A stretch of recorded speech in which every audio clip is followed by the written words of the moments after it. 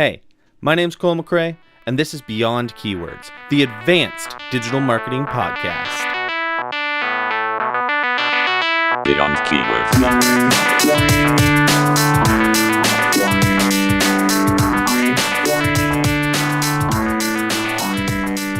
Now, this might be a little bit controversial. Not that I shy away from being controversial. I've said a lot of things that might be slightly inflammatory to some people. Inflammatory.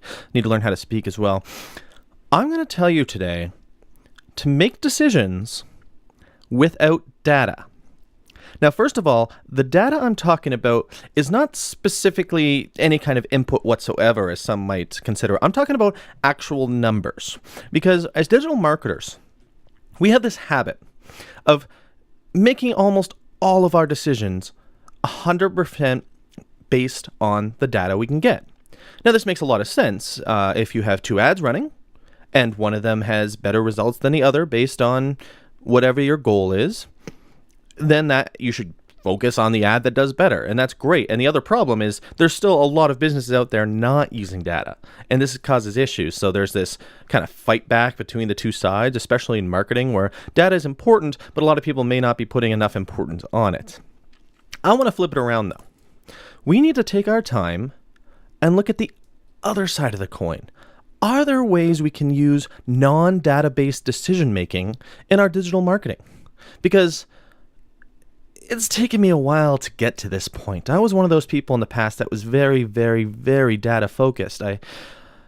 You could probably read all about it when I talk about A/B testing and the like, and that maybe it's not the best idea for absolutely everything. So I have a few different things I'm going to talk about and where this all makes sense. But let's start with what's called design thinking. Not sure if you've heard of this, so I'm going to give a really quick overview of it. So design thinking is kind of a overall way of solving complex problems, especially business problems, by focusing on the way designers think rather than statisticians. And this is me sober, people. So it was created by Tim Brown, and I believe there's other people that helped with that. I don't want to focus too much on its history, but one of the main things is the very first step. So it has multiple steps, and they're all extremely important. But the first step is one that I think a lot of digital marketers kind of skip or don't really focus on or don't even realize is incredibly important. That step is empathy. You probably saw that as the title of this podcast somewhere, but empathy is I kind of consider it a lost art in digital marketing. We focus on data, not empathy. Data doesn't tell us empathy. Not to mention, our own ideas a lot of the time turn out to be wrong. You might think that a certain ad copy is better than another one, or that a certain targeting focus is better than some other. Then data will come back, kick you in the butt, and tell you that, no, this other one was better. But empathy is extremely important. So the idea is you need to think like a human and look at the problem you have. Now let's also rethink what I mean by problem, because a lot of the time, the second step is kind of figuring out what the problem is. And a lot of time you think you get into design thinking when you know the problem. The reality is sometimes you don't even know the actual problem. Empathy helps you understand what the problem is. A great example that I should talk about is I had a former client a long time ago that was in travel space. And using the data, we realized that people never made purchases during the week, but they made all their purchases on the weekend. And we thought, okay, fantastic. So we'll put all our advertising on the weekend. We'll get great results. And it did get some results, but for some reason it wasn't that fantastic. Using empathy, I realized people are bored at work. People are dreaming of this trip. They're dreaming at work, looking around, seeing what they want to do. The weekend is just when they feel confident buying it. They don't want to buy their vacation during the week when they're dreaming.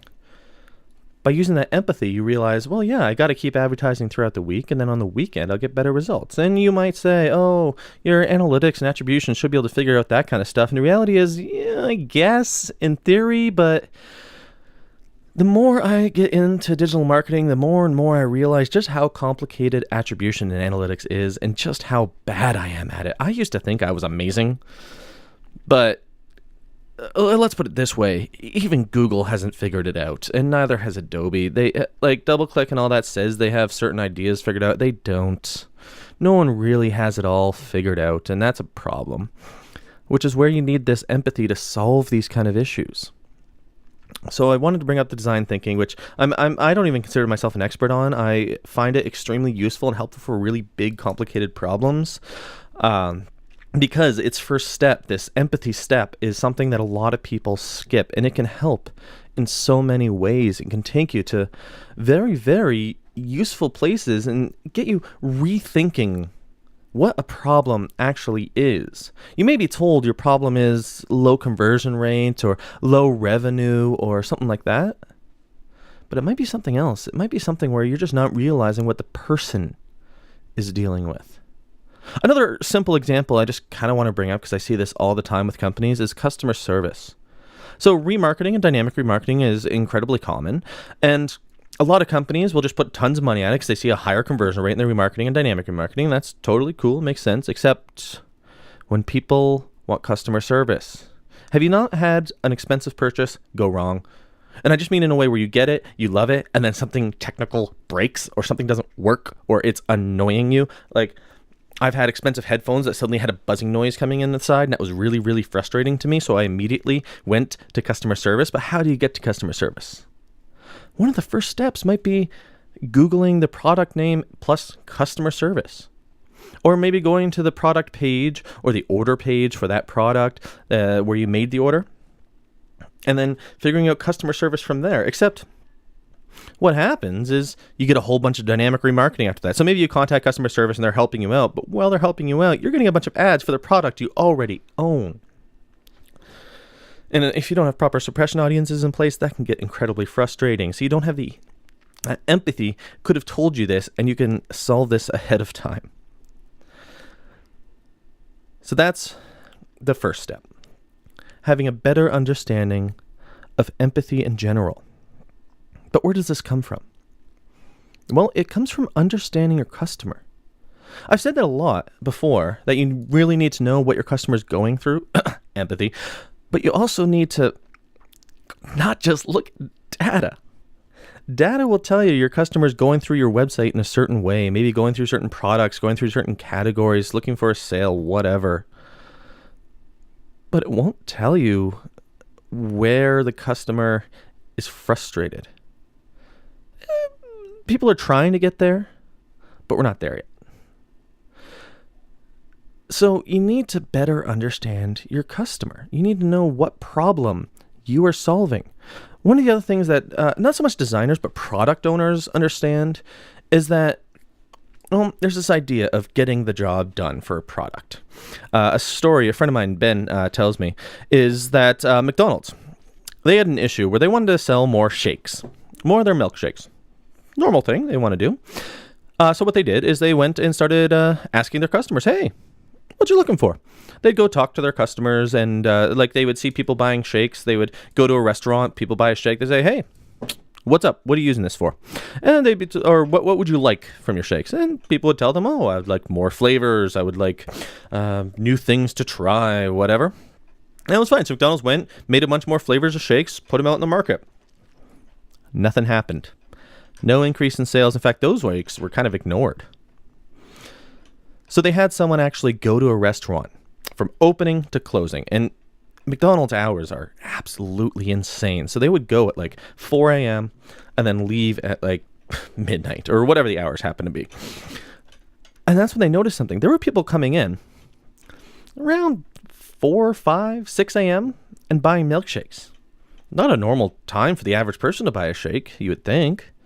And so they would go and ask them, hey, what are you doing at the shake? Why do you need a shake this early? Turns out there are a lot of people who are long haul truck drivers or had long commutes in the morning, and this shake was their breakfast. This was their little bit of energy as they're driving to get somewhere that kind of helped them out and filled their stomach. these people didn't want new flavors. They didn't care. It was just a job of being a meal and having some energy.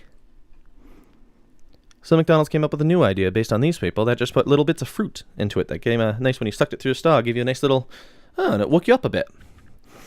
And that's what people love. Sales went through the roof after that. Now, first, I can't verify this story is 100% true because it's talking about a major corporation and all that. I want to focus on the idea of the story. The fact that what they thought they knew was wrong because they weren't being empathetic. They went and when you actually went to understand what the customer was feeling, you can come up with solutions that do a hell of a lot better. So how do you do it?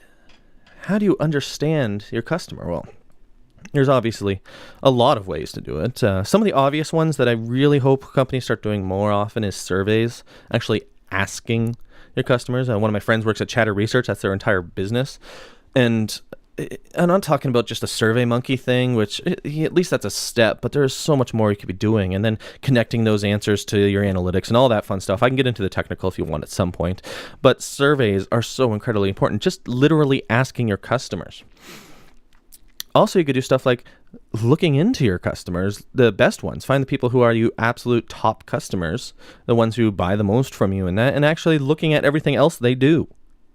What other websites do they visit? Have you done that thing where you build the brand campaign just for your best customers and checked out what where they ended up visiting? That's important. Understanding your customer is the first step to getting towards the empathy, which is the first step to solving your big, complicated problems. Now, some would argue that's getting data, but it's not the same kind of data we're generally talking about. It's not a conversion rate thing or a time on site thing. It's actual answers from your customers. Also use, take advantage of your customer service desk, take advantage of your help desk, take advantage of your reviews, complaints, that kind of thing. There's a lot of places you could look for and get tons and tons of information about who your customers are to solve problems like, how do we make more money? The obvious, annoying ones. What this will do is this is a catalyst for creativity, which is something I think we're missing a lot of in the digital marketing world right now. Creativity is what advertising used to be all about because that's how you got return. You had to stand out, and you still have to stand out. Now, using data is what we're doing now to try to stand out these days, but the creativity is what takes it a million times further. What I like to say is that creativity lowers your cost per conversion without you having to do anything more. By having a super creative ad, you'll have a lower cost per conversion than a non-super creative ad. It's a way to also pre-qualify your clicks. By having a super creative ad that really understands your customer, you'll pre-qualify the click, which means you'll pay less for that click. Or not so much. You might even pay more for that click, but you'll pay less for that conversion.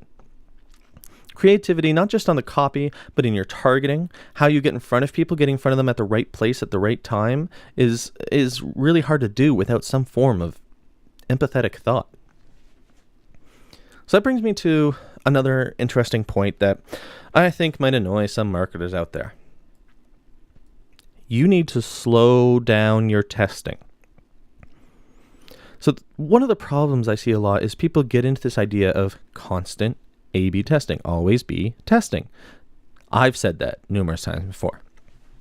The problem is that, as I say in my sort of anti-A/B testing article, without thinking about empathy or creativity and just focusing on changing button colors and that, there's only so much return you can actually get from constantly testing. You're putting tons of energy and work into something that's not going to get you much of a return. You have to remember that only about 20% of A/B tests are successful. I can get a little bit more than that with the way I do it, but it's not going to be that much more. And if it's only 20% that are successful and getting you that 2 or 3% raise in whatever conversion rate you're getting, you're not getting much of a return for the amount of energy put into that. Instead, if you slow down and really focus on big tests, you'll get a much bigger return. Much bigger failures too, but those returns make up for it quite easily. And I'm talking about big tests. I'm talking change your brand across different channels. Change your messaging on the email, on the programmatic ad, and on the landing page, and have that be a journey, and you're testing that journey against another entire omni-channel journey that your customer's going through. That test will get you a much better return than just changing the ad copy on your search ad or changing a bidding model. Now, how do you decide what to change? Well, that brings us back to design thinking, empathy, and understanding your customer. You have to go all the way back to the start again every single time. You'll come up with a really great plan. You'll have to work with a whole bunch of people to make it happen. Creative's going to be annoyed with you, but at least they're annoyed with you for a big change you're making. And then you move on. It's pretty awesome.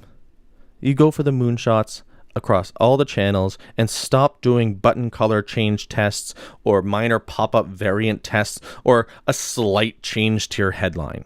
That's annoying as hell and is not helping anyone.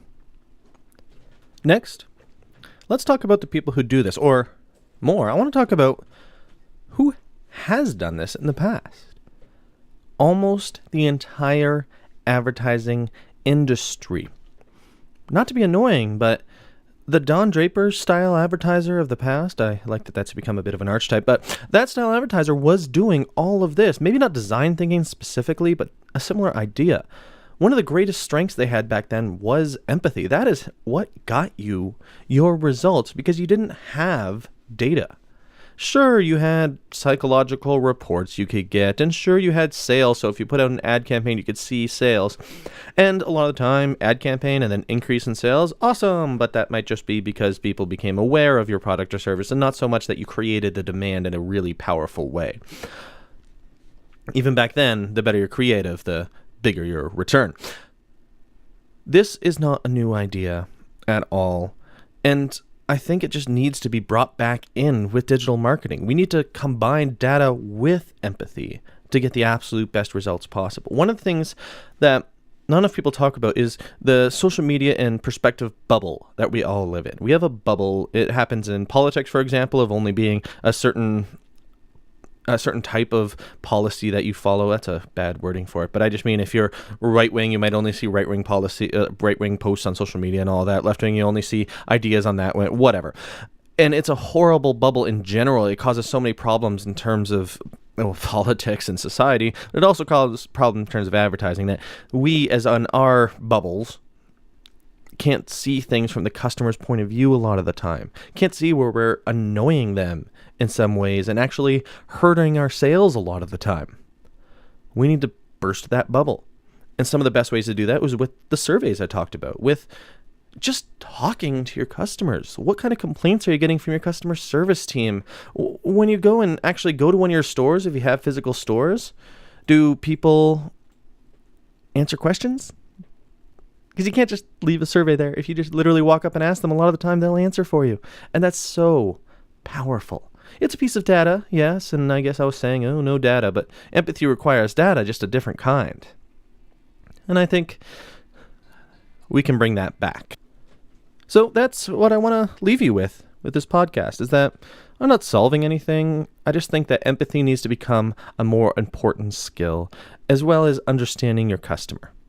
Have empathy for your customer. Let's make that an important skill for anyone in digital marketing, not just advertising. That was Beyond Keywords, the advanced digital marketing podcast. Thank you so much for listening. I hope you keep coming back for more episodes, and hopefully my advice helps you in some way. Check us out at colemcrae.com/podcast or just whatever your favorite podcasting app is. I don't know why